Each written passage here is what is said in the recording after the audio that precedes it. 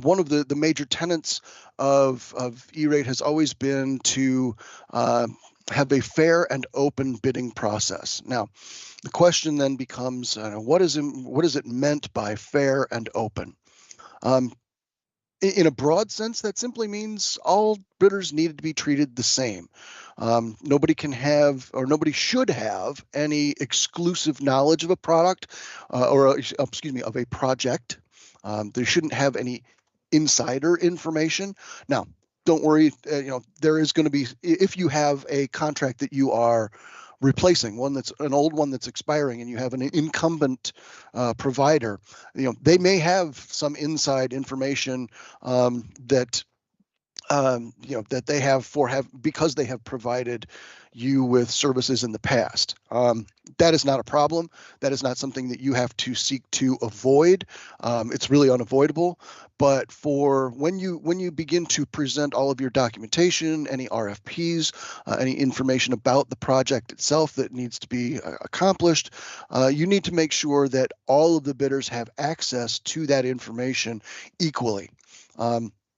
So that you're not, say, for example, you're not during the commencement of the process, you are not supposed to be identifying a winning bid or a provider that you want to for sure have them bid on your project.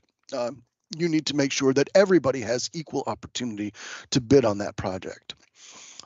You cannot you should be making sure that you are not accepting any gifts that might be offered by a vendor that might be bidding on your project. I know that there are some really, really arcane details with, there's like if the value of whatever they're offering you is de minimis, you're allegedly allowed to accept that. De minimis meaning it's like a pen or an eraser, something that they might hand to you at a conference. Not really a problem. We're talking about buying you lunch, giving you tickets to go see a game, things like that. Things that might influence your decision making.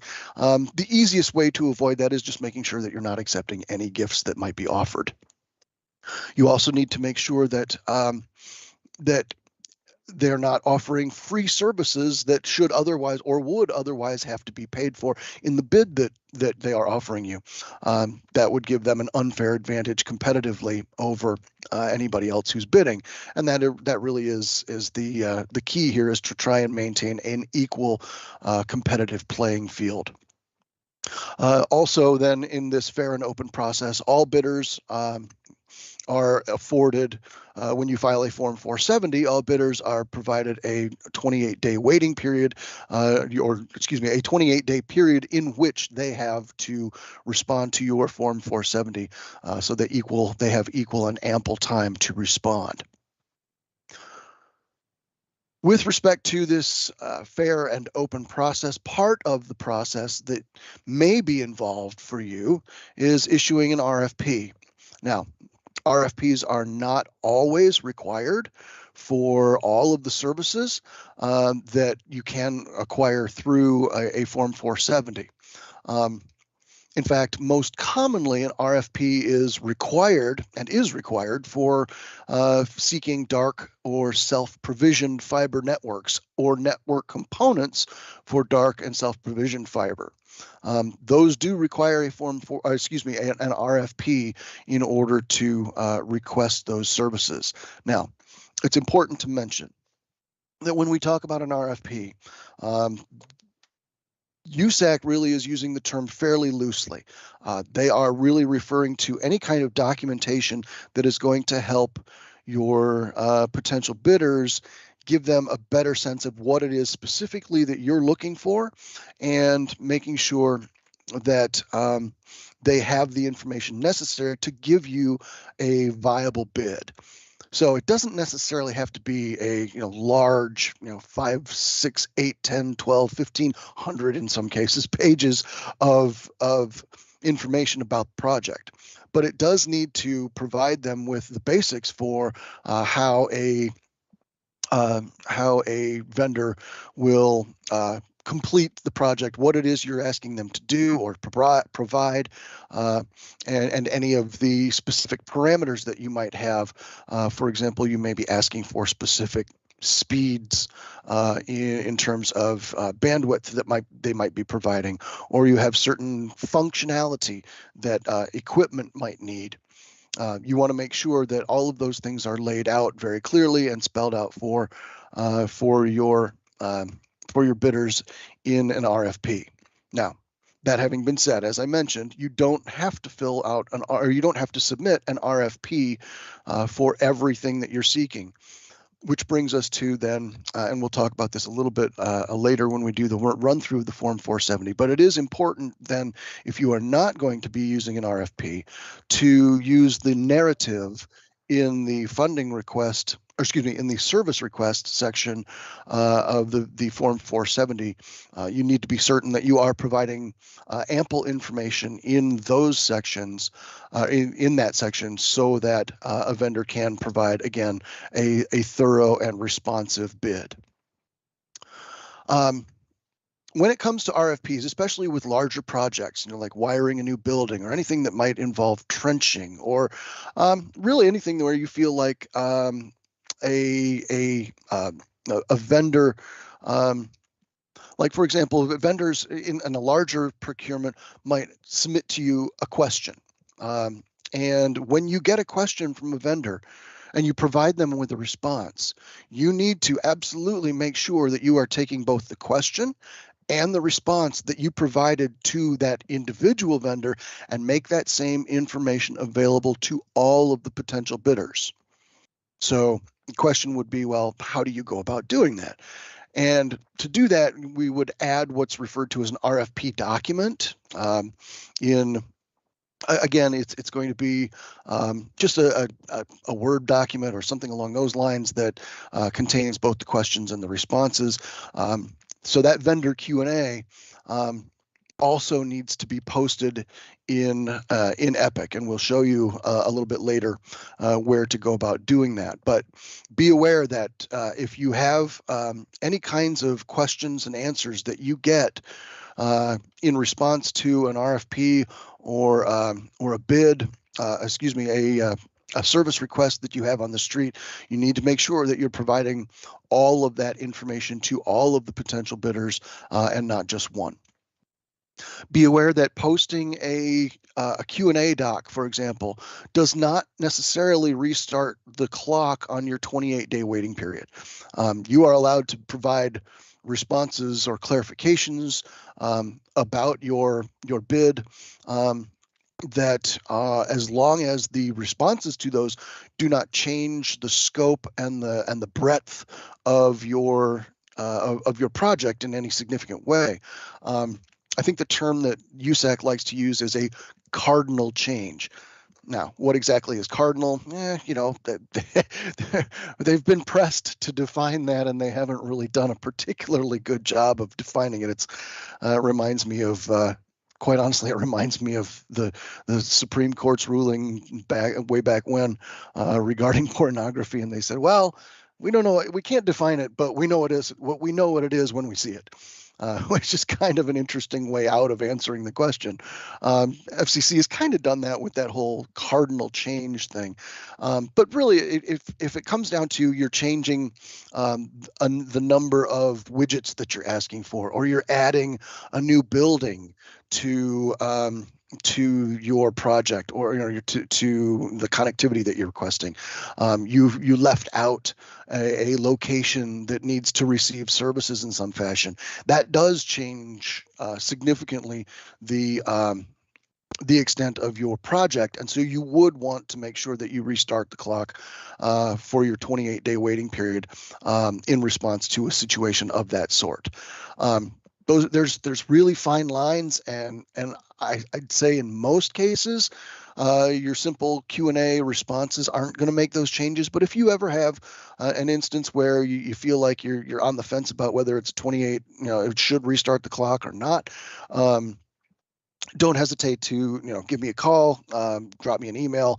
We can certainly discuss and make sure that that you're in a safe place, either by restarting the clock or being able to continue to move forward as originally started.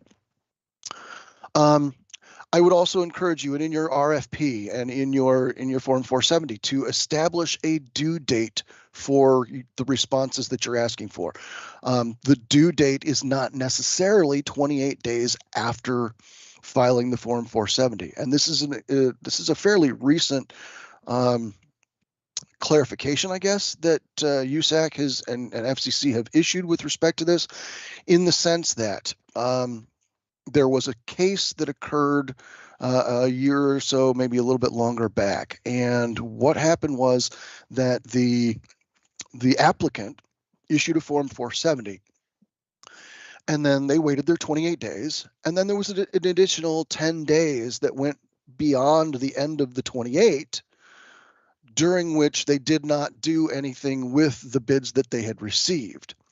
And at the end of the and then after those 10 days, they got into the bids that they had received during the 28 days and did their bid evaluation and selected a winner. They were challenged on that by a vendor who had issued their bid in those 10 days after the close of the waiting period. And the FCC came back and they ruled that because they had not defined a clearly established due date for responses, that the district was in fact responsible for reviewing that response in addition to all that they had reviewed, that they had received during that 28-day waiting period. So to avoid that situation, you can simply establish, and I would recommend, if you want to keep things on a short time frame, make it a 30, make your specific due date an extra 2 days after the 28-day waiting period, just so that there's clearly that 28 days is over, you take another day, if something shows up a day late, 2 days late, but everything that you have received prior to that due date, you need to make sure that you're including in your bid evaluations. Also very, very important with respect to the RFPs is to make sure that you include any criteria which might result in an immediate disqualification. I use this example only because it's convenient in terms of like our state applications, our state 470s.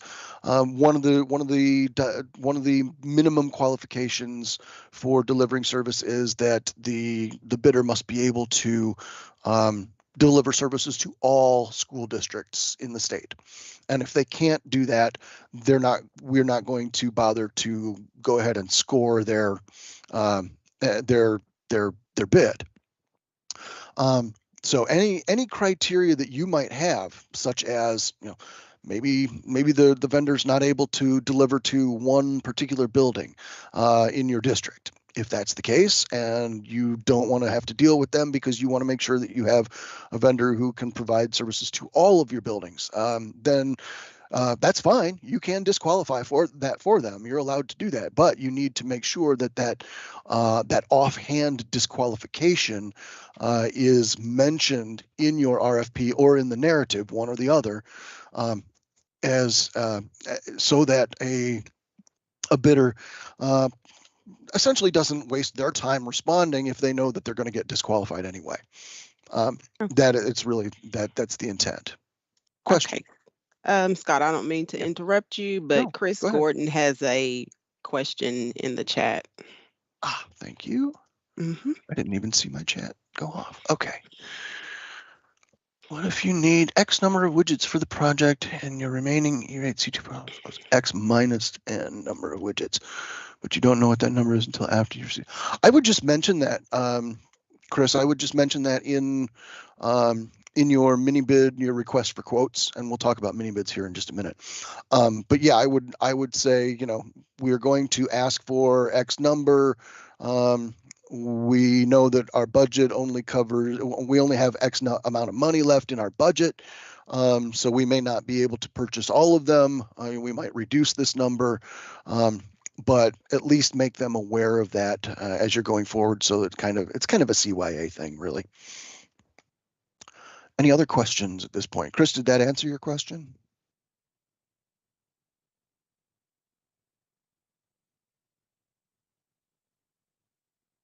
I will assume. Good deal. Excellent. All righty then. So let's move on to actually talk about mini bids. The mini bid is a slightly different process. You are essentially going through the same style of competitive process, but the mini bid is conducted in a situation where you're going to be purchasing from a set of contracts that have multiple options for you. In this case, we are talking specifically about the networking components that are going to be purchased from KETS contracts, networking components and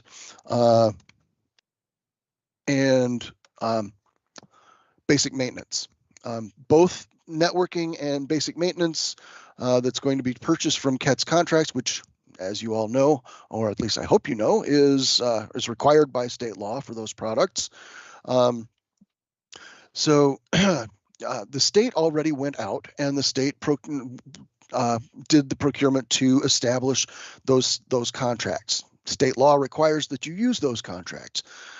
We already established their E-rate eligibility because we filed the Form 470 for those contracts.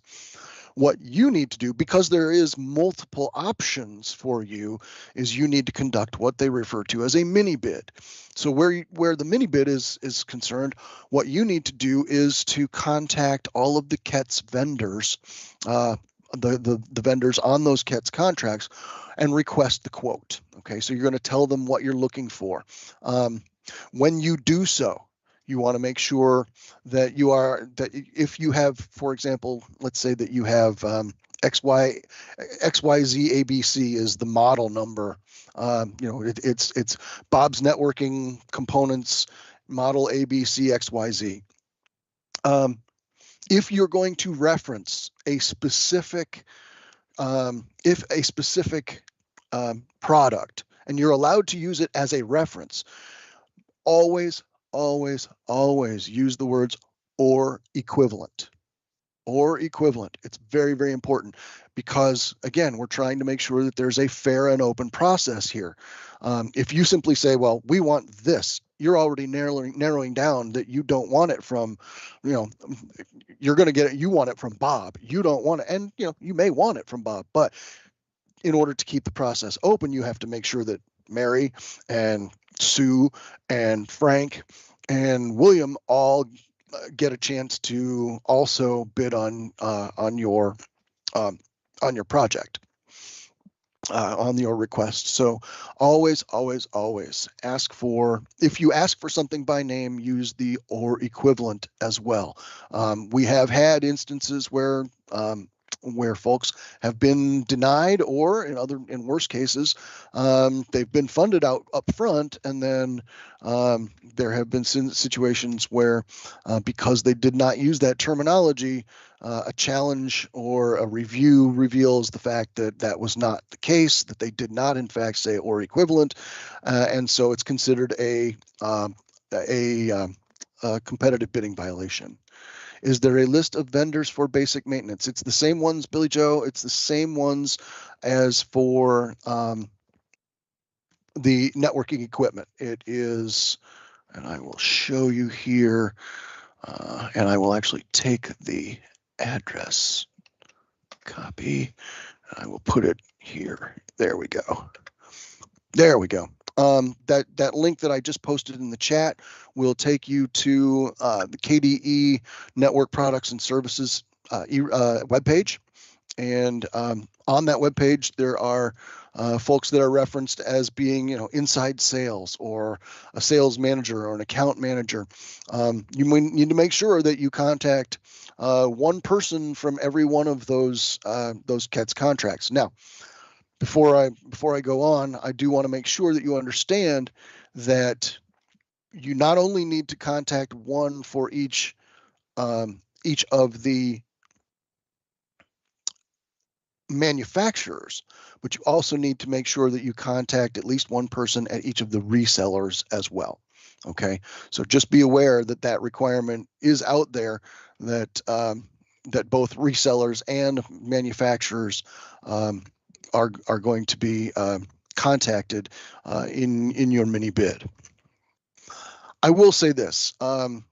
While it does sound as though, okay, you might send your request off to 12 or 15 different folks, it sounds as though you might get 12 or 15 responses back. And while you may get some, for the most part, my experience tells me that you're more likely to only hear from the folks that already have been doing business with you. In most cases, that's going to happen. In some cases, you may have some more ambitious folks from some of the other vendors also offering you, the products and services that you're seeking. Certainly, I would encourage you to give them the full attention and the full consideration during your bid evaluation. But it does seem to be the case that, if you are, Bob's shop, that, and you're a Bob's networking shop, that usually Sue's networking resellers aren't likely to be providing a response to that bid if they know that you are a Bob shop, so to speak. Billy Joe, KEDC is not on one of the state contracts for basic maintenance. So if you are needing basic maintenance on KETS purchased equipment, you need to do a mini bid for basic maintenance for those components, so that they are covered. KEDC can provide basic maintenance, but it would have to be on non-KETS purchased products. You understand what I mean? I should say the anything that you purchase from a KETS contract, switches, routers, Wi-Fi hubs, et cetera, those things that you've purchased from the KETS contract need to be, you need to get basic maintenance for those from the KETS contracts as well. If you are talking about pieces of equipment that you did not purchase from the KEDS contracts, that you purchased on your own, either with or without E-rate support, you can absolutely use KEDC to provide your basic maintenance for those items.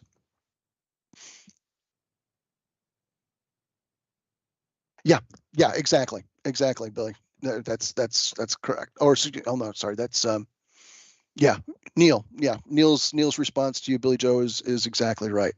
That kind of gives you the sense. Just be aware that if you are going to get basic maintenance on things like wiring, racks, panels, etc., not the switches and routers, you will need to file your own Form 470 for those, because that's sitting outside of that little realm of the KETS contracts. All righty, let's move on. I think, let's see where I live. Oop. Is the vendor manufacturer required to do the installation? Yes. Can KEDC bid at networking equipment such as Extreme switches? No, they are not. KEDC is not an identified reseller vendor for any of the KETS contracts currently. You have to go with the yeah, sure. You do have to go with the KETS vendors for the purchase of the equipment, for the basic maintenance, and then and the installation. There is one exception to this, and we'll talk about it in a minute. Actually, I'll go ahead and just mention it now. One of the other things that is on the KETS contracts, or at least a number of them, is the managed internal broadband services, MIBS. That's for when you want somebody, a third party, to come in and provide your district with management of your network, serve your routers and switches and wiring, et cetera, et cetera. Those services are not required to be purchased from the CETS contracts. Therefore, if you are seeking MIBs at all, you do need to file a Form 470 of your own. That said, you also know that some of those contracts have MIBs available on them, and you might want to purchase it from them, and that's fine. What you will need to do is include that contract as if it had been submitted to you as a bid. You're going to basically be looking at their pricing and their services and evaluating it as if it had been submitted to you as a bid, so that it is included in your bid evaluation. Then if one of those CETS contract holders wins the MIBS bid, you purchase from them and you'll work with them directly, but you will not be able to get MIBS from the CETS contracts under the state's Form 470. Okay, and that is because you are not required to use those contracts for MIBS acquisition. Hopefully that makes sense. Sometimes I feel like I'm tongue-tying myself, and it makes sense in my head, but that's a problem, because if it makes sense in my head, it may very well not make sense in yours. All right, so let's get back to where we were. Okay, so yeah, mentioned 4 to 28 day waiting period. Okay, so yeah, in talking about the mini bids, as I mentioned, it's required for networking components and BMIC and installation purchased from the CETS contracts. As I mentioned, they're required by state law for you to use. You do need to, as I mentioned, contact all of the vendors, both the resellers and the OEMs, to ask for a quote. You are not required to file a Form 470. You are not required to wait 28 days after sending them the request for the quote. I do recommend giving them at least 10 business days for them to respond. The response that we get when we push USAC on how long can you give them, or how long or how short a time period can you turn around on them and still be within the rules, and they'll say, well, it needs to be a reasonable amount of time. I figure 10 days, 10 business days is generous enough that if somebody's out of the office for a period of time, they still would have the opportunity to come home or come back to the work and see your request and respond to you. I would also recommend that when you send out your request for quote, that you set a hard deadline. So if you give them 10 days, don't just say 10 days. Give them a specific date, and if you even really even want to, you can set a specific time if you want as well. So you set the parameters here. Just make sure that that they're going to meet your needs, and also give them a reasonable amount of time. And as I said, 10 days is 10 days, let's put it this way, 10 days has never been challenged in my experience. I did say business days. Yeah, good question, Jack. I'm suggesting 10 business days. You could probably get away with 10 calendar days. I mean, 28 is a calendar day kind of thing as well. So, however it works out, I would give at least, like, it wouldn't be unreasonable for example, to submit today and ask them for a response by the end of next Friday. So, the 13th, that's a good example. I think that would be fairly reasonable as well. I wouldn't want to cut it any shorter than like 7 business days. Good question. Good question. And yes, okay. And then with respect to a mini bid, just as you would with an RFP, you're going to evaluate the quotes as if you had filed a Form 470. You'll need to have some sort of bid evaluation matrix, and we'll talk about that in a minute. But you'll go through that same process of evaluating the bids and selecting a winner. So The main difference, again, on the mini bid versus a Form 470 is the Form 470 goes out to the world and says, hey, everybody, we want services. And here's the services that we need.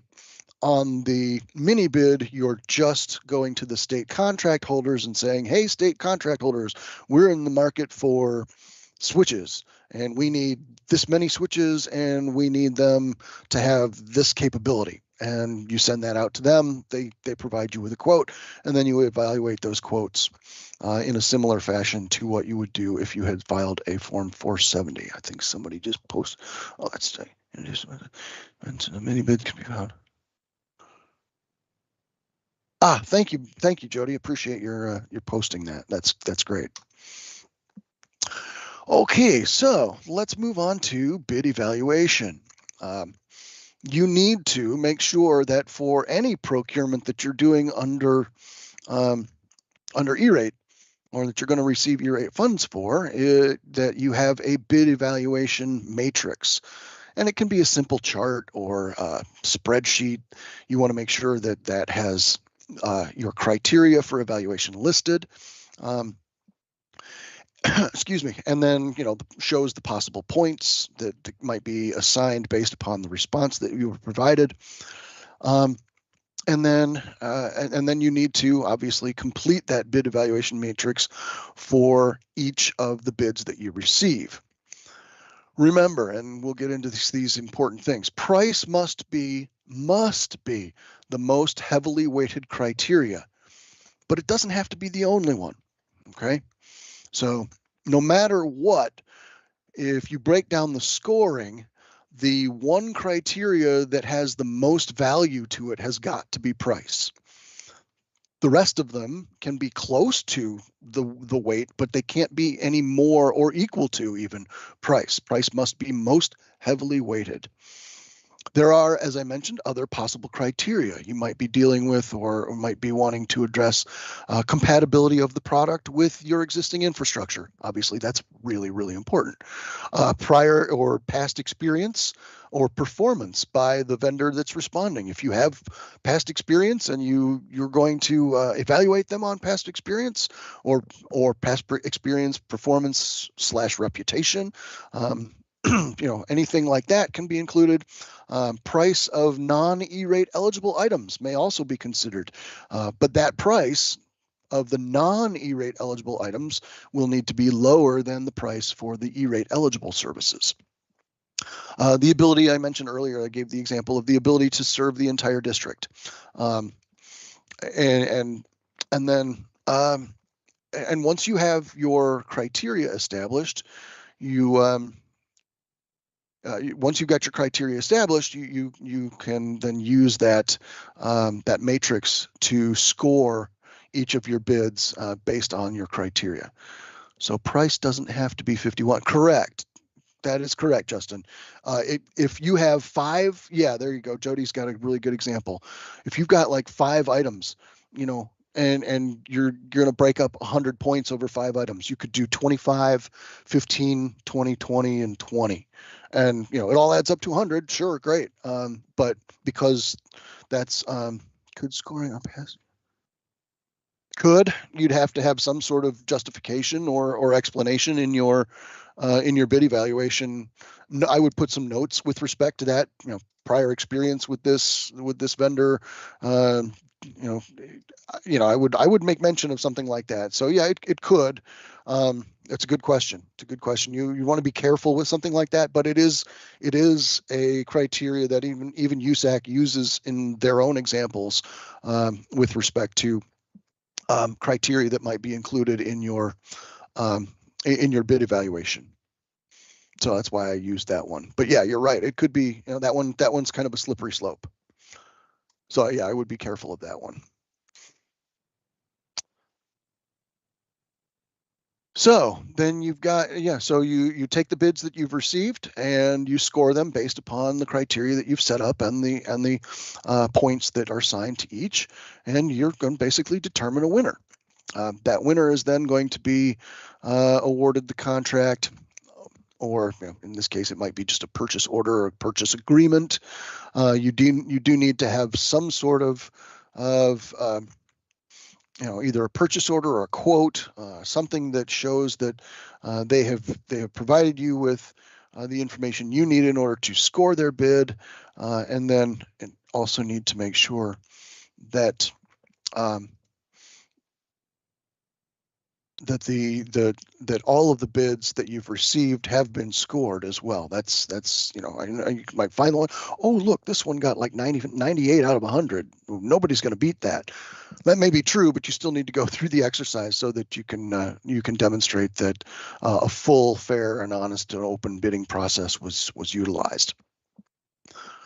So let's just for a moment assume that for the sake of demonstration that let's just say that no bids were received on your Form 470. You put out a 470 for, let's just say, a wiring project by way of example, and you didn't get any responses, but you know that there's a provider down the road who may have just not seen your Form 470. If you have received no bids after your deadline, either your 28 days or your 10 business days or whatever you sent in your MIDI bid, you are allowed to reach out to vendors to request a bid. You may not reach out to a vendor to request a bid prior to the end of your 28-day or your 28-day waiting period or your waiting period after your mini bid. If you run into a situation such as this, and you go ahead and contact a vendor down the street and say, hey, can you, we've got this project. Would you be interested in providing me with a bid or a quote? You can do that. You still have to score it. You still need to be in some way, shape, or form able to demonstrate that it is a cost-effective solution for you. And the way that you do that, and at least in the E-rate program, is to conduct your bid evaluation for every bid that you receive, including ones that are provided to you after you have to reach out if you didn't receive any bids on the Form 470. Make sure that if you receive none, that you send yourself an email or that you set up a small Word document that memorializes this fact. And maybe it's just you could send an email to your finance person or your superintendent, for example, just using this as an example, and just say, hey, as of this date, our bidding window is closed. The 28 days have cleared. Our deadline for response has passed, and as of this date, nobody responded. And while your finance officer will probably look at that and go, yeah, okay, so unless you give them a little bit of a heads up as to what's coming, you will have it in fact memorialized in that email as of that particular date. That will then be able to refer to that email and retain it should you be asked for that under any kind of review that might take place, or audit, for example, later on down the road. So you retain that for your documentation. You can just take a copy of it, an electronic copy. It's worth noting that that USAC now accepts all of the documentation that they accept electronically now. They don't have any requirements for any paper to be preserved. It can be all, if there's anything that is on paper, it can be scanned. So there's no reason to fill up rooms full of paper documentation any longer. You can fill up the ones and zeros on hard drives instead. So that kind of that pretty much covers the basics of the procurement for the RFPs, mini bids, bid evaluation. Are there any questions on that at this point? Once again, Jody, thanks for throwing out the links there. That's really helpful. And if you have a question, you feel free to unmute and just ask if you want. Is there a form to use for mini bids or just generic? It is generic, Matt. You write up your own little email outlining what you're looking for, and you can send it off. There's no online form that you have to fill out when you're conducting one. That's a good question. Excellent. Any others, if anybody's brave enough to unmute and speak? All right, I will move on. Going back to my teaching days, I've given proper wait time. All right, what I'm going to do now is dive into a quick overview and run through of discount data. And I am going to share my screen so that fortunately you don't have to look at me anymore. I don't know how you can stand it, frankly.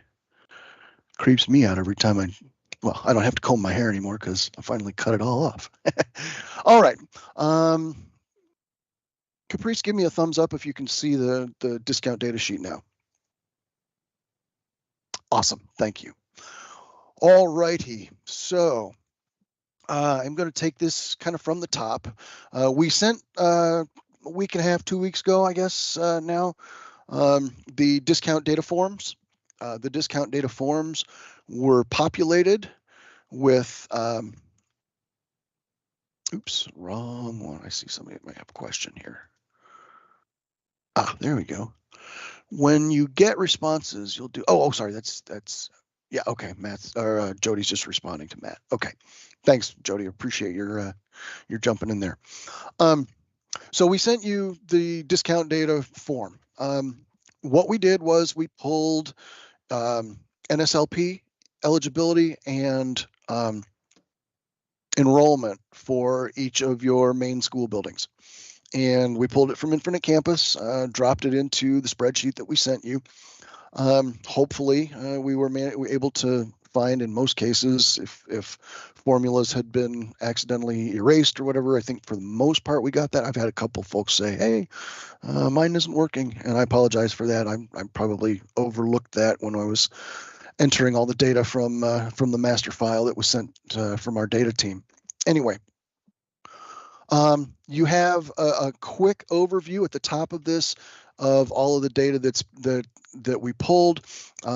The district entity number that comes from USAC, that's not going to change. Your district name hasn't changed.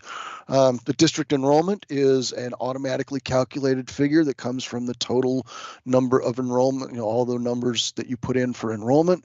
The district NSLP eligible is calculated automatically from column D and all of the entries that are in it. And then we move into some other options, but these are the basics in terms of what goes into determining your overall discount percentage.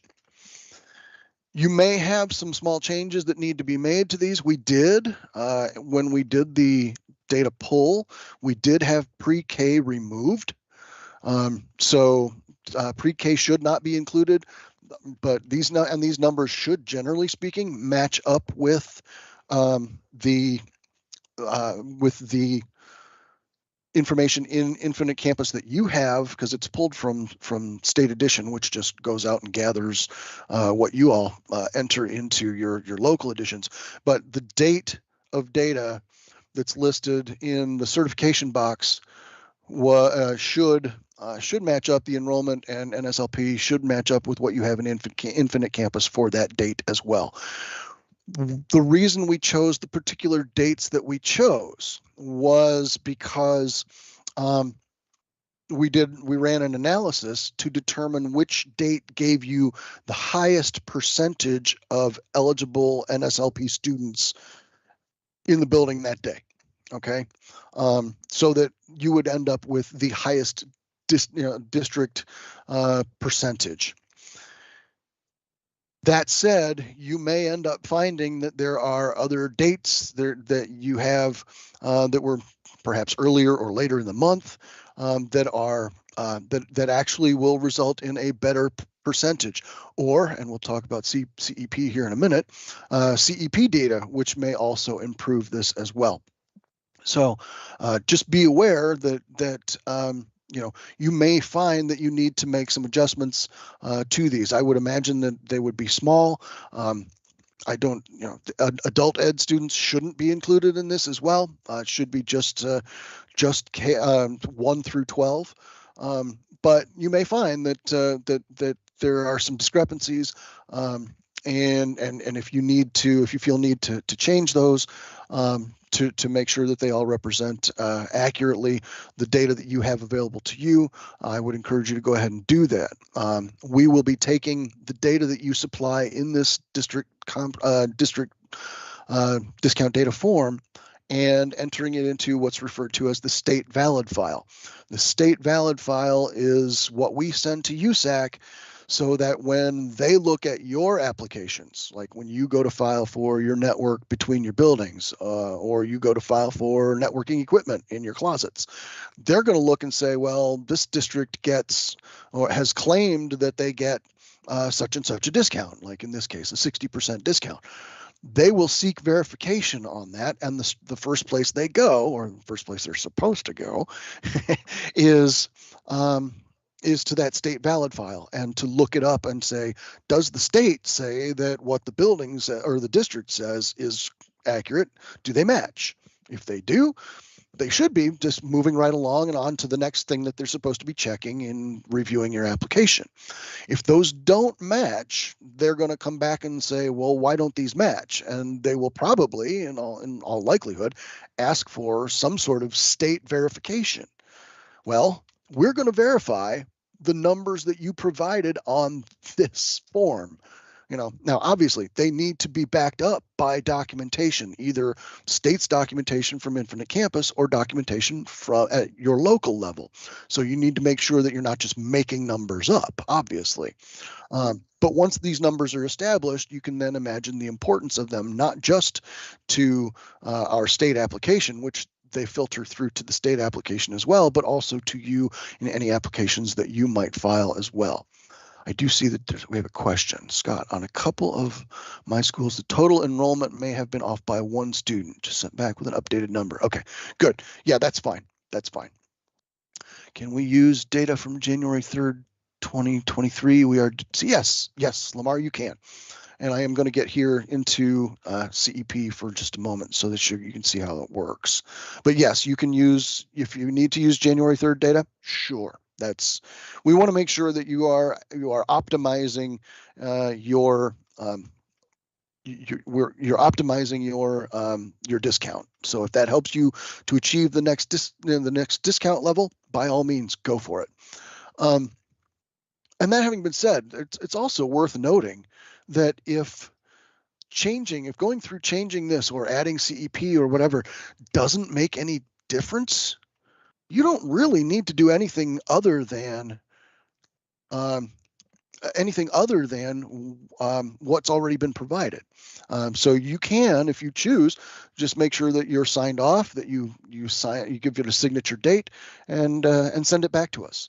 Ronnie, no, we cannot use pre-COVID data anymore. We were allowed to do that for 2021, and we were allowed to do that for 2022.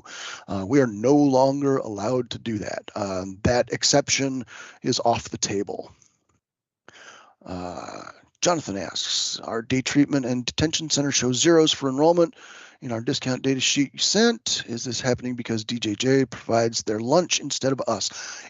Likely, that's probably the case. They are your students, however, so I would say, go ahead and add those figures as long as those students aren't being counted already in some other location. So, for example, if the DJJ kids are enrolled in the high school, but they happen to be at the DJJ center, and they're just there for a month or whatever, and then they're coming back, and their official enrollment doesn't change, that would mean that then they've probably been already counted at the high school. So you just want to make sure that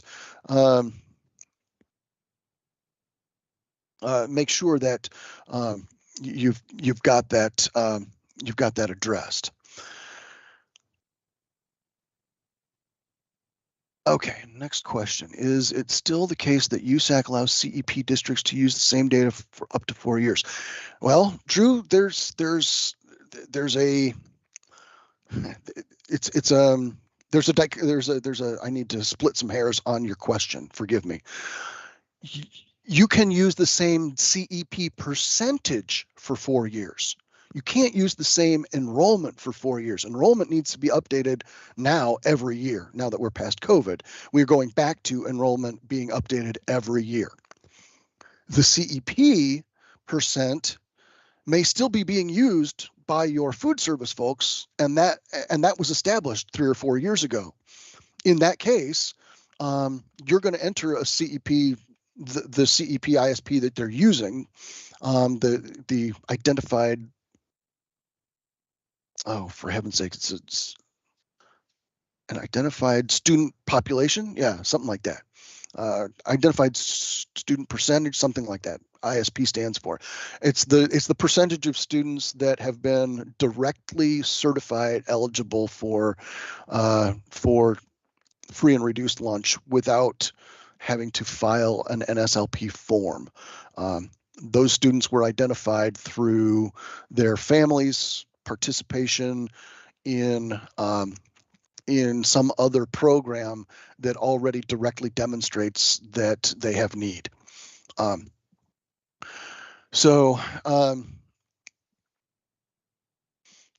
see. So I'll go back to the question, make sure I answered it. So yeah. So and then the CEP base year will be the year that CEP percentage was established. So if your food service folks are still using like one from 2021 or 2020, yeah, that's where you would enter that date. If the food service folks are using an ISP that was established just this early January, or excuse me, not January, April. They do reporting in April and October. If their most recent ISP is from April, then you would simply put 2022 in the base year because it was April of 2022 when that CEP ISP was first used. Okay, so Chris, do we need to update the student enrollment numbers for each school in EPIC based on these numbers from yes. The enrollment numbers for each school in EPIC, both the enrollment and the total NSLP eligible will need to be updated so that they match whatever is in the discount data form. I have a school with blank numbers. Does the date I used to pull that school? Yeah, that's a good question, Steve. Yeah, we need to make sure that the snapshot is an equal snapshot across the same date. Yeah, you're not allowed to pick and choose which dates. So it may be, Steve, that you might find that once you deal with that school that has blank numbers, it might be better for you to use a different date for all of the schools. That's fine. You can do that. Just make sure that the data that's coming from all of the schools is all from the same day. Jonathan, students are enrolled in day treatment and respectively. They are schools. Okay. And they for whatever reason, they did not get pulled in the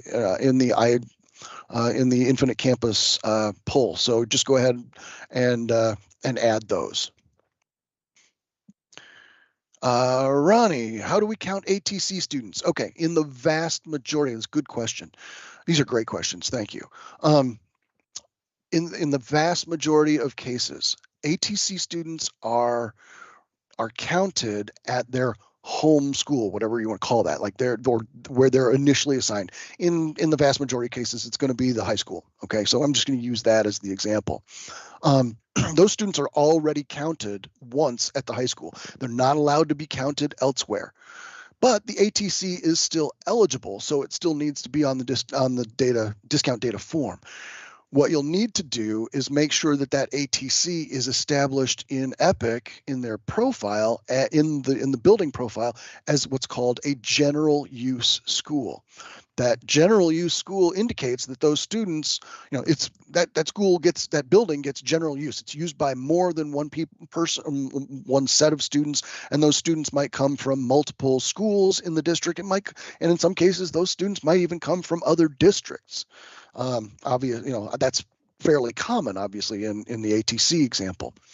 So you want to make sure that if that's the way that your students are counted, you want to make sure that those students are included in the enrollment for their high school, and you have zeros in columns D and E for the ATC.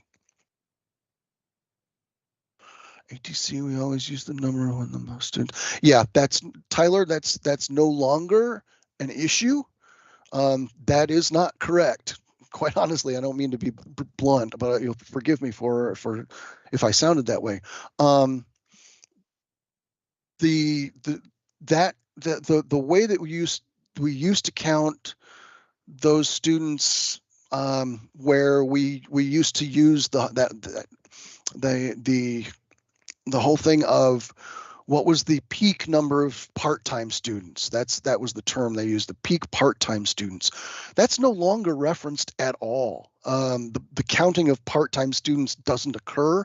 And for what it's worth, that was related to establishing your C2 budget, which is no longer an issue because buildings don't have their own individual C2 budgets anymore. It's a district-wide C2 budget. So those students are going to be counted once, and they're going to be counted only once every time. Though they won't be double counted like they used to be. And that's a good example of where they used to be counted twice for purposes of calculating the C2 budget. That is no longer operates in that fashion. And if you have further questions about that, Tyler, don't hesitate to ask.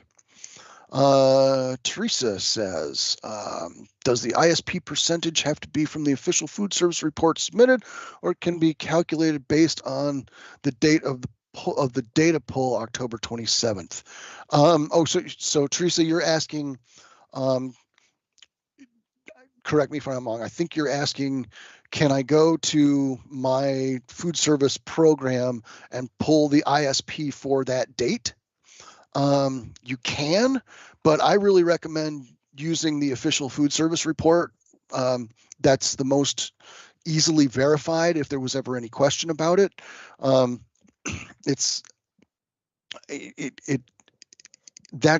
is the instruction that we've been given, is that there's an ISP that's established that's used in April and October for reporting, and whatever the most recent one of those that was used is for any given building is what that ISP should be for that building.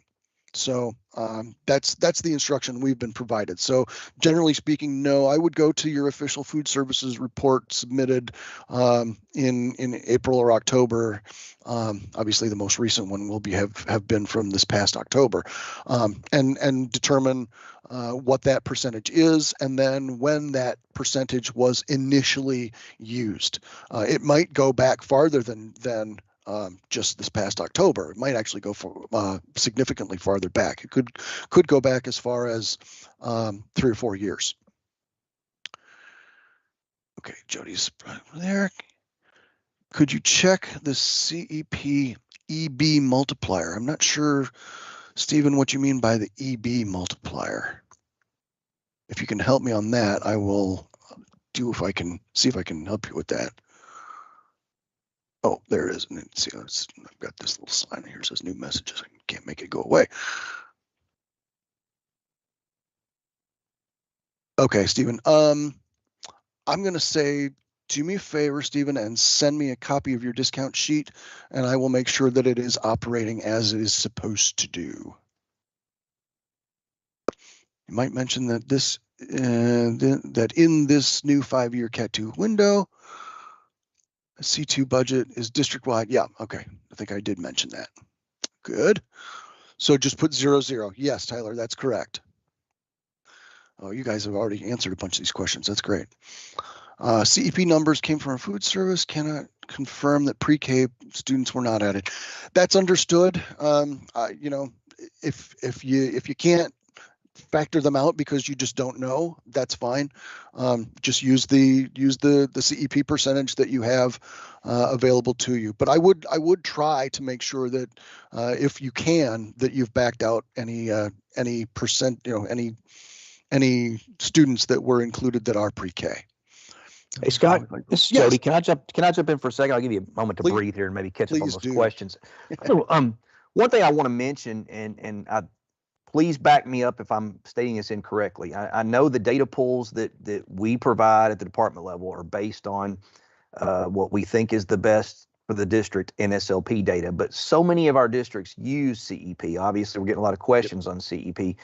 That is usually such a help to districts with that 1.6 multiplier that I generally would tell people, if you use CEP, and for somebody brand new, that's the program, community eligibility, where you're feeding all your kids for free. You're probably deleting this data that was sent and changing it and adding the proper CEP percentages and the proper enrollment that you work with your food service people to get. You're probably changing the data, is my point. Just because we don't put the CEP percentages in anything that we send out, because we don't pull based on that. Is that a fair statement? It is indeed, for certain. So yeah, and I'm assuming it when you get through the questions, you're going to kind of go through where you enter the numbers from the one column over to the other one to make sure that the spreadsheet calculates properly. Great. Yes, I will absolutely mention that. Great, thanks. Sure, thank you. Hey, Scott, this is yes. Stephen. I finally got my stuff back online. Okay. On what I was talking about, if you look in the cell reference for a CP NSLP, if you click on that right there, on my spreadsheet, see right here, it says G10, E10, that all matches. On mine, it's one cell reference below. Instead of saying, Okay. So it should match up all the way across, but it's not. It's one below. That's what I was. Okay, that's odd. So it's like you get this point right here, but it's referencing that number, like the 640 number instead of the 793. Okay. And that's with all my, because I was just kind of go through playing my percentages and got down to where it said Southwest had 0. It's like, what? So I went back and checked my cell references and they were off by 1. Okay. You should be able to change those so that the cell references are the proper row in the very first one, and then just copy it down. Okay. Yeah. That should work. Okay. I was just trying to make sure that I understood what it's supposed to be, and it should be all the same roll number. Correct. Yeah. Okay. Yeah, that's exactly right. Something got a little goofy there. That's all right. All right. Thank you, sir. Apologies. Yeah, no problem. Sure thing. Thank you. Jason, use the FRAM eligibility report. Yeah, that's fine. You can use that too. You can use that too, and that helps you exclude the preschool count. So yeah, I mean, if you did need to make, if the only way to make sure that your preschool is not included in your ISP, you can use that FRAM eligibility report as well. There have been a couple of DD spreadsheets sent with missing formulas. Yeah, just send it. Yeah, exactly. Perfect. Okay. I thought. Okay. Thanks. Once the report's running, source. Yep. Good. That should help folks. I love how you guys help each other out. That's awesome. I probably have this on your list of covers. I mentioned that they calculate differently. Yeah. Yeah, you're right, Bruce. Yeah, I'm headed in that direction for sure. Okay, so while we're talking about CEP, let's talk about it some more. So you go to your food service person, or you go to your FRAM module and spit out your report, and you find that I'll just use 47.32%. Okay, and we determined that number came from April of 2020. So we would enter. Whoops! Look at that. All right, we're gonna have to format the cells. Shouldn't have to do that, but okay. Yeah, oh, that's price. Okay. What? No, that's not supposed to be. That's supposed to be just a number. There. And 2020 was the example I gave. Okay. So notice then that it did the calculation on the CEP multiplier. And what it does is it basically takes this number and multiplies it times this times 1.6.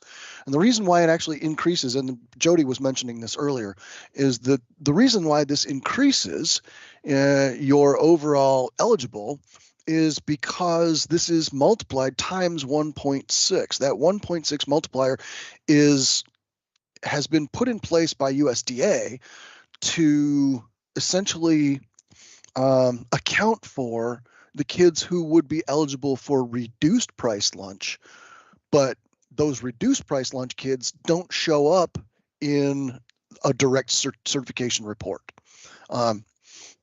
So a kid whose family is eligible for Medicaid, for example, that kid's going to be automatically identified as eligible for NSLP, and he'll show up in your CEP count.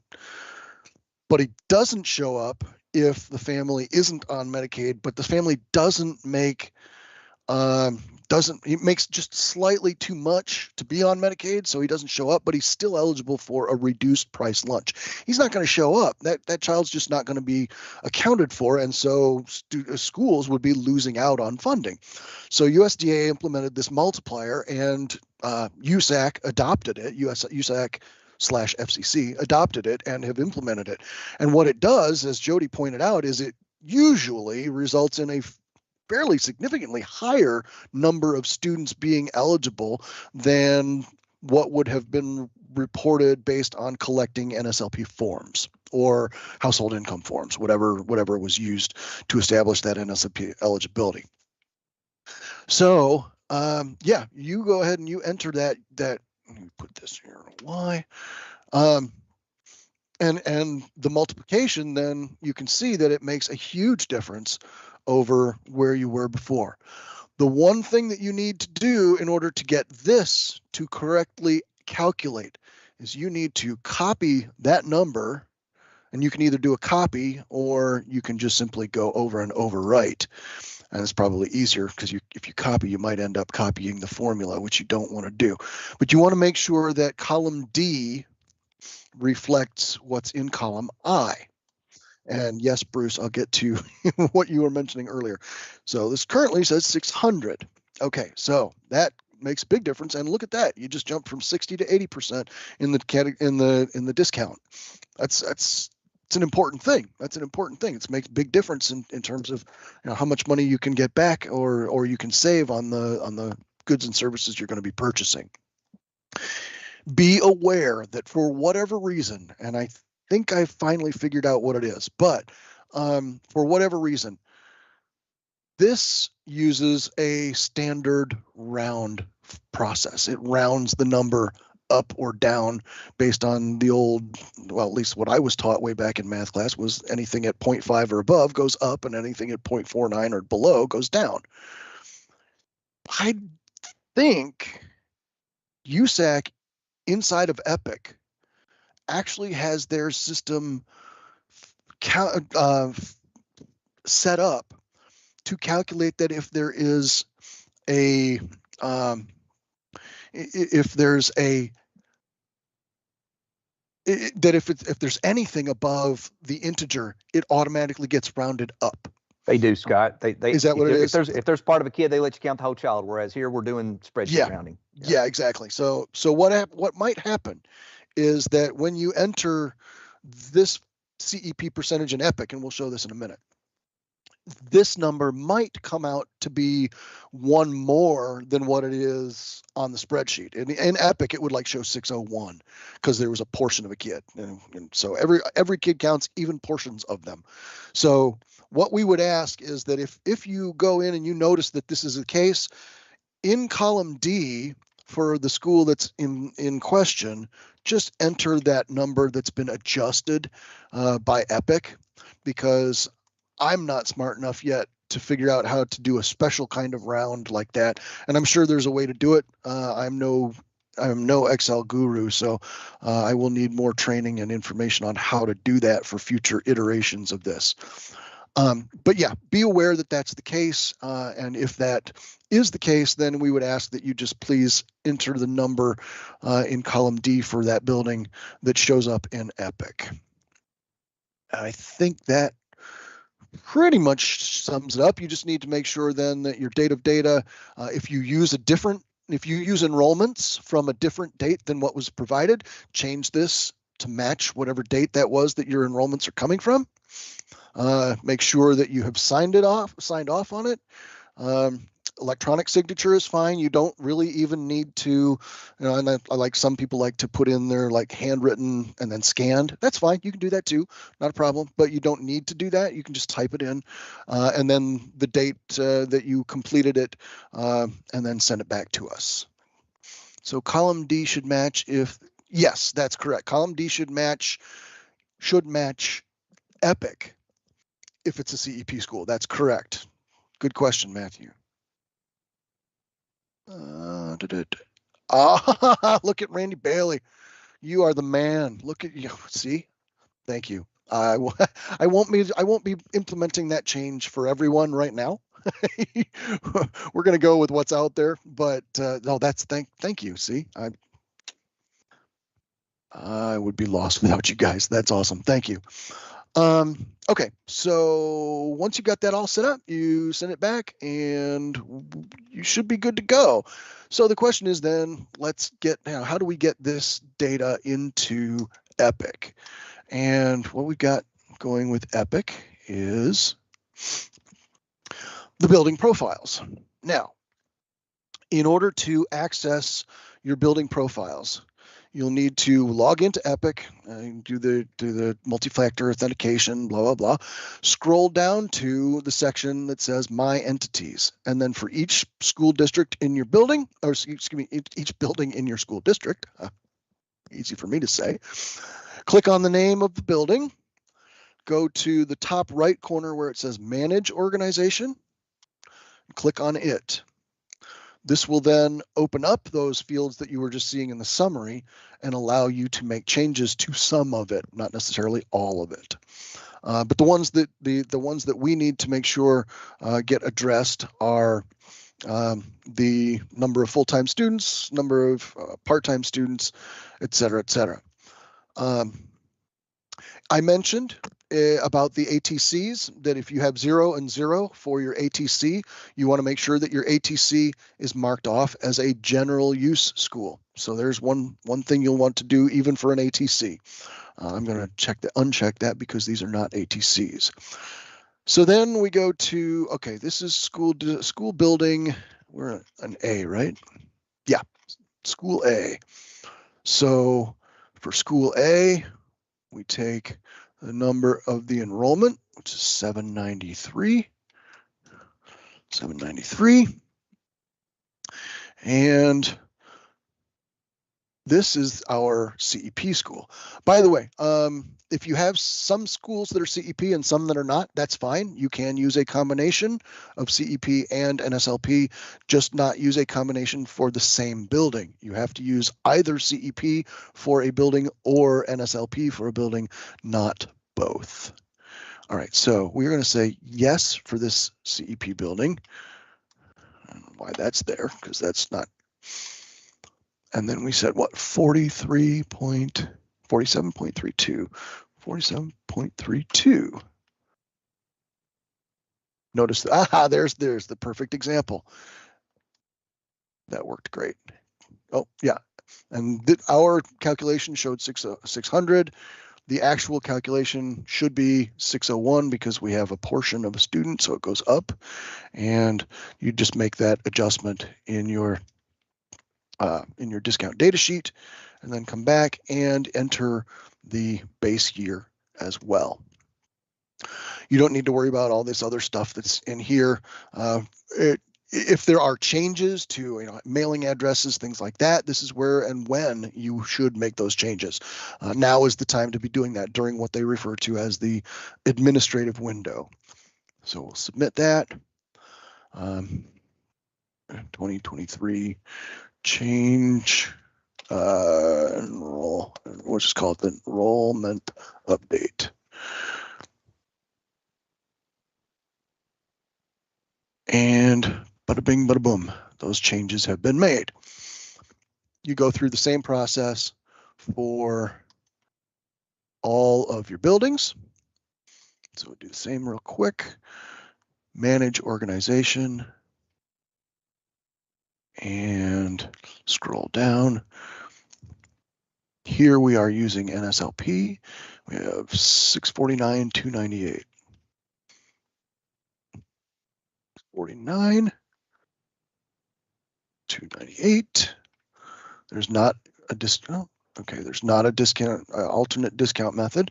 If you were doing surveys as opposed to NSLP, you would definitely use that. I think most folks are just using standard NSLP or whatever basic household income forms are being used to gather that information. Does this, there's no endowment, et cetera, et cetera. Okay, now, one last thing before I move on. Down here is the Category 2 budget information for each school at the bottom of it. This is for the purposes of the C2 budget. You are allowed, okay, let me back up, see if I can express this in one complete thought. At the beginning of every 5-year budget cycle, in that first year, they take the enrollments for each building and they calculate for you a C2 budget. If those numbers, if those enrollment numbers go up during that window or during that 5-year cycle, you are permitted to ask for and request a C2 budget update, which will increase your C2 budget. Obviously, if your numbers went up, you want to do that. And so I would encourage you to do that. That will increase the amount of money you're eligible for the rest of this budget cycle. However, if your numbers go down and you request a budget renewal, your C2 budget will go down. You are not required, either way, by the way, to change that C2 budget during that 5-year cycle, up or down. Now, obviously, up is going to help you, so you'd want to do that. If it goes down, it's not going to help you, so you don't want to do that. So what I'm going to say here is, with respect to these C2 budget and entered information, that's if those numbers have gone up, I would certainly enter those numbers here, submit this, and then request a C2 budget update. If they have gone down, leave them alone. Okay, that's really, really key. Leave them alone. That way, nobody's going to be tempted to go hit a button and give you an update, and an update that would hurt you and you didn't want in the first place.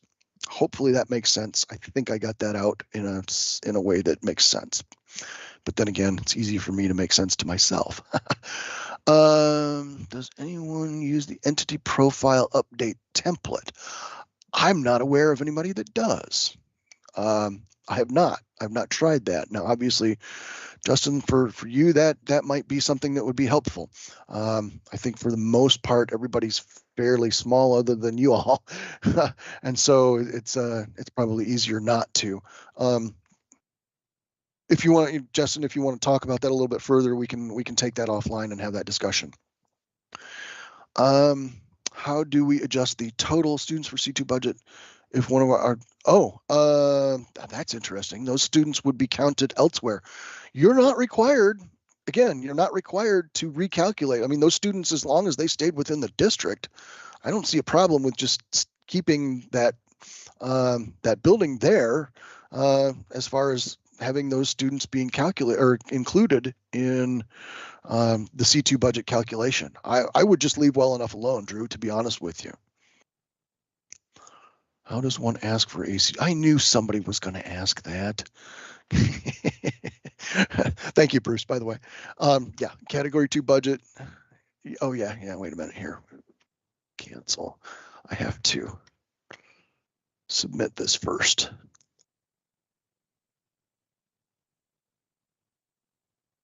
Yeah, whatever. Okay. Wasn't required the last time I did this.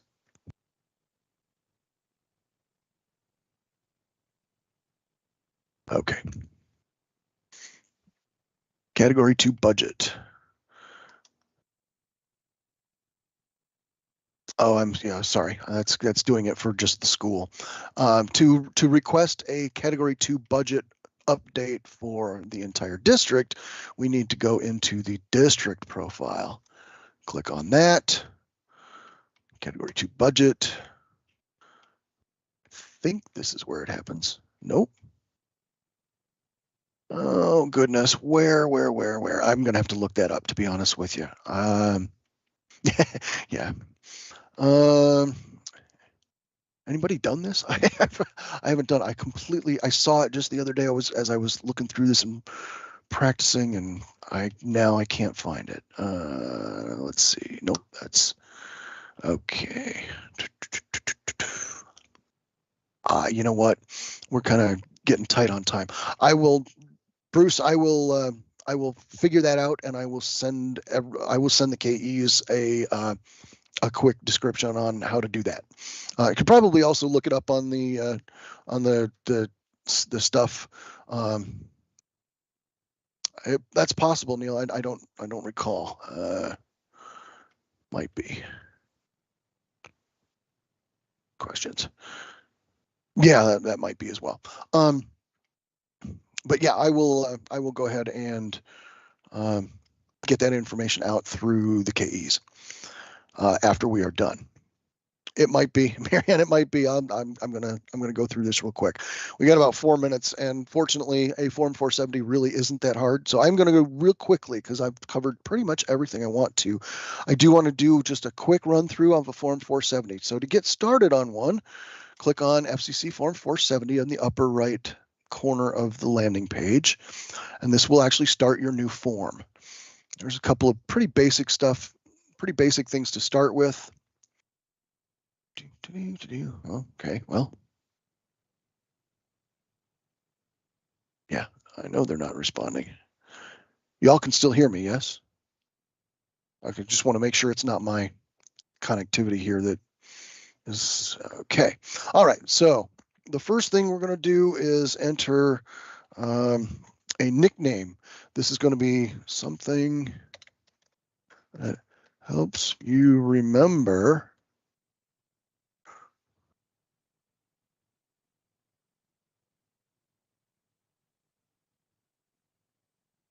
So that's the way, I would just use some nickname that references, this might be the 2023 wiring project 470. Just give you that example. But you want to put in something that's going to be helpful for you to remember what the 470 was asking for. And then save and continue. The next couple of pages are really just review type things, much like in the Form 471. Just make sure that your data here that's listed is in fact accurate. If it's not, you'll want to go back to the building profiles and make adjustments to them.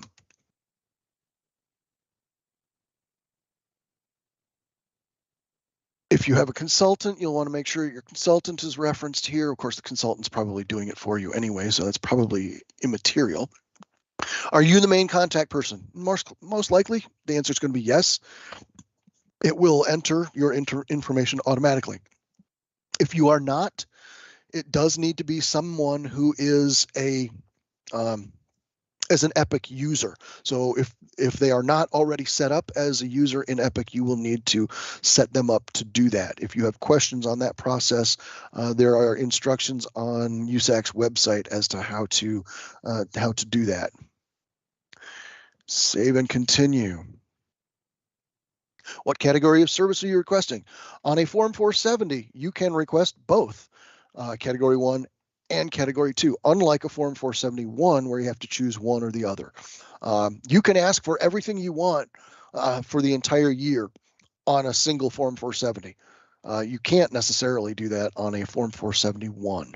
So just be aware of that. I'm going to, excuse me, I'm going to run with Category 2 as the example right now. So I'm going to save and continue. Is there an RFP for this? We'll use the example of yes, just because we want to be able to show this fully. And then I'm going to take a copy of the document that is my RFP and upload it. Automatically uploads, gets checked for viruses, et cetera, et cetera. You can remove it just by clicking the X. If you mouse over it, you can remove it by clicking the X. And then we'll move on to the next page, save and continue. RFP.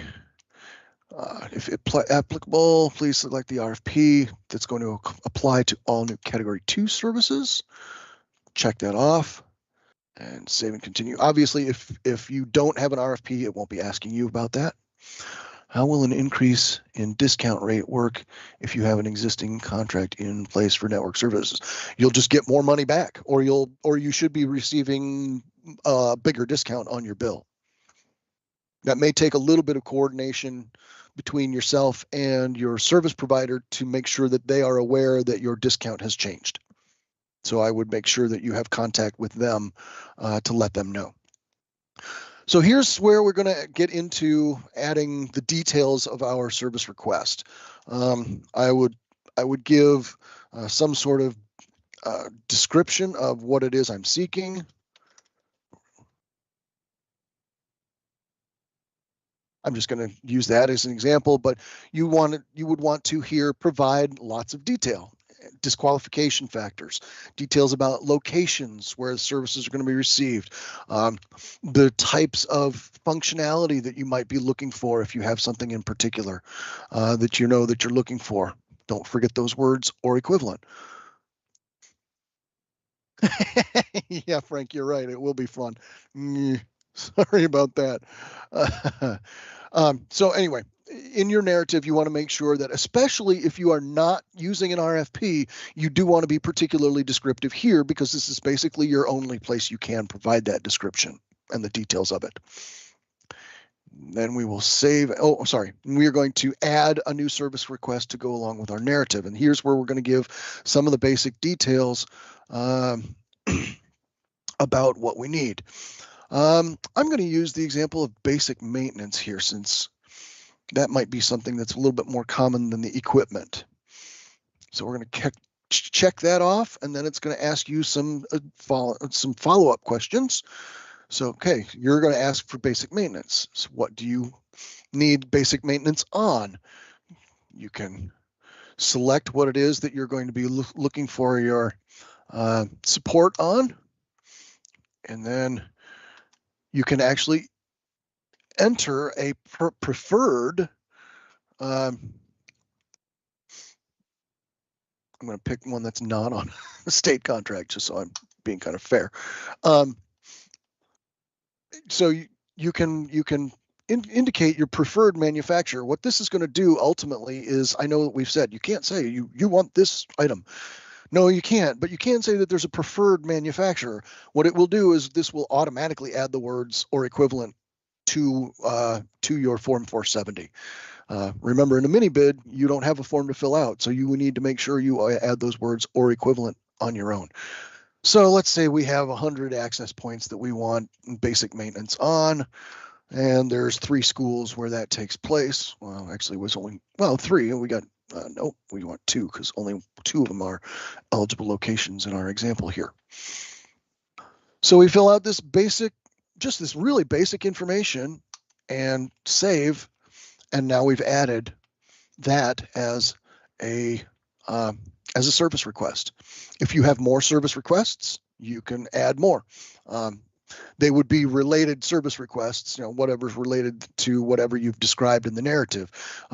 So make sure that you don't have something up here that's not talked about in the narrative, or vice versa. And then we will save and continue. Let's see.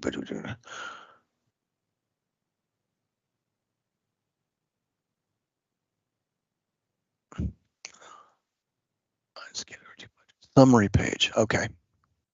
There we go. That's the one I was looking for. Thank you.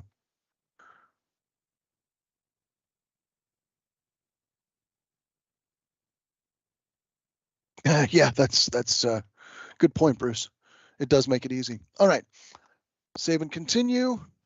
It'll ask if there's a technical contact, that would be somebody other than the main contact. If you don't have anybody, just click no. Again, if you have yes, there's a technical contact, it will ask you for that person's name. That person will need to be an Epic user. Basics on the procurement information. Is there state or local procurement competitive bidding requirements that apply to the procurement of services sought? Only if you are going to be doing some sort of including of the state, like for MIBs. Actually, that wouldn't even apply here either, would it? It wouldn't, now that I think about it. We have had some standard text that we used to put here, and it would apply to C category 1 equipment. So I will also send that out with the budget update information. There is some language that we've sent out each year that basically just references the requirement for schools to use the CATS contracts to procure particular items, and it just gives the Kentucky regulation references in that. So that's basically your Form 470. You go on to the next page, it asks you to review what you've already entered. Notice that it will actually kind of take you out of the Form 470, and it will say that, you know, when the 470 PDF is ready, it will show up as a task in your tasks menu. Now, I don't think unless you refresh the page, it's not going to show you until you go to that tasks page. Oh, see, and the one showed up. Okay. And then we click on that, and it comes then to the Form 471 or 470 review. You have the ability to then download a copy of the draft Form 470. I encourage you, download it, look it over, make sure that it is accurate as absolutely possible as it can be, and then check off the button, continue to certification. Yes, we are going to certify our Form 470.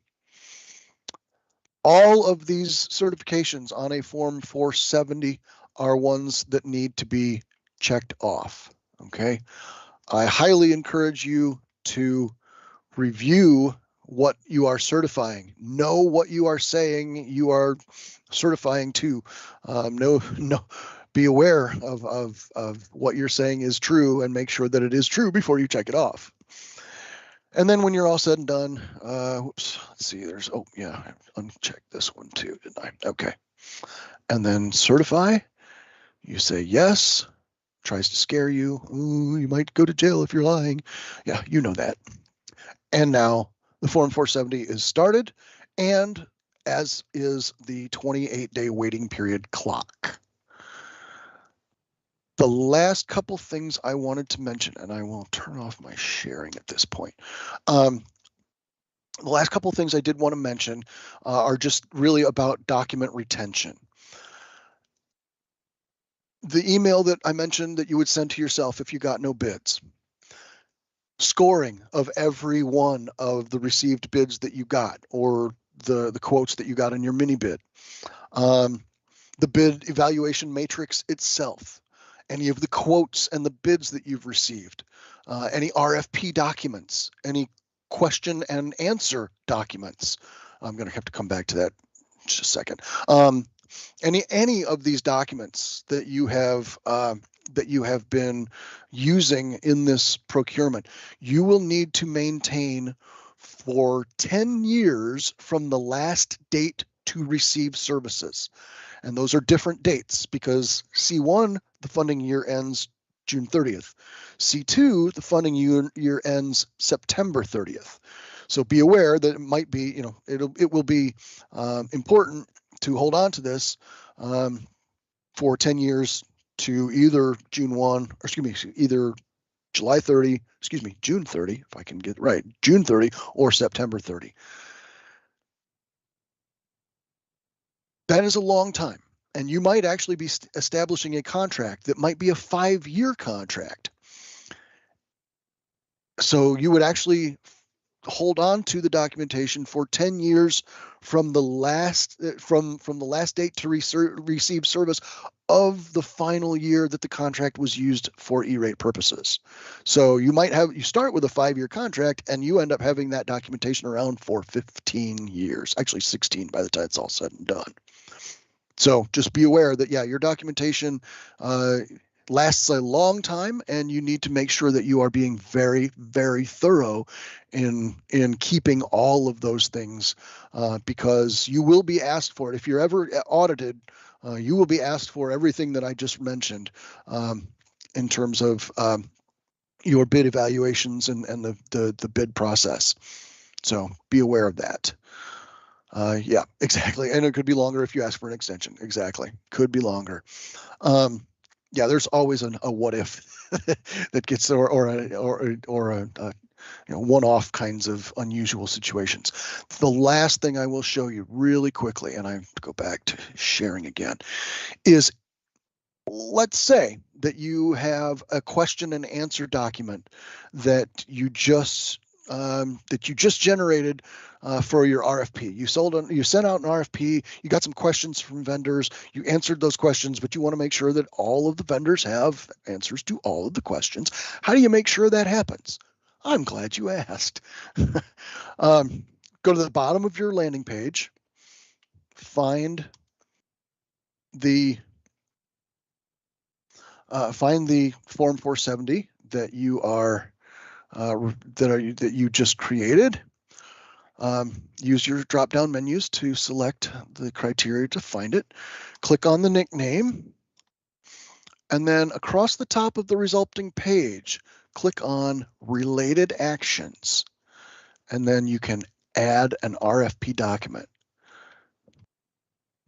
So you'll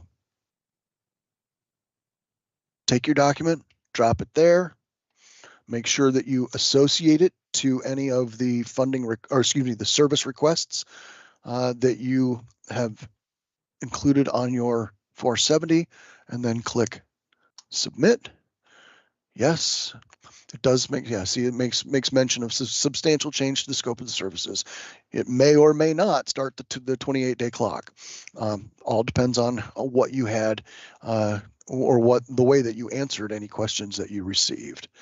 So yes, submit, and now you have added that to the Form 470, so that when a vendor goes to search for 470s, they will get not only the RFP that you already included, but they will also have access to those Q&A responses that you gave. I've already actually gone over by about 10 minutes. Go figure. I like to talk. Sorry about that, folks. If you do have any questions, I'm going to hang on for a little bit, but I think that's kind of the last I have at this point. So I do want to thank you once again for joining us today. As I said, I will be back in the office the week after next on Tuesday, and then right after that, I think we start our Form 471 trainings like the Thursday after I get back. So looking forward to seeing all of you there. I will say check your local listings to find out about the 471 training in your area.